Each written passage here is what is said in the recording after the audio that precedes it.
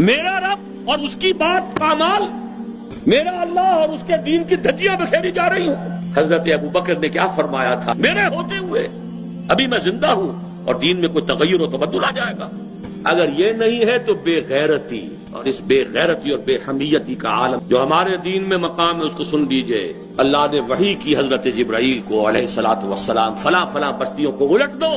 हुजूर फरमाते हैं कि हजरत जिब्राइल ने अर्ज किया, यार अब मैं उस बस्ती को उलट दूं, उसमें तेरा फला बंदा भी है जिसने कभी पलक झपकने जितनी देर भी मासियत में बसर नहीं की। किसी के जाती तकवा के क्या इंतहा है। गवाही देने वाले जिब्राइल हैं, कोई किराए के वकील नहीं है। अल्लाह ने इरशाद फरमाया, इक़लिबा अलैहिम अलैहिम, उल्टो इस बस्ती को, पहले इस बदबख्त पर फिर दूसरों पर। इसलिए कि इसके चेहरे का रंग कभी मेरी गैरत और हमीयत की वजह से मुतगय्यर नहीं हुआ।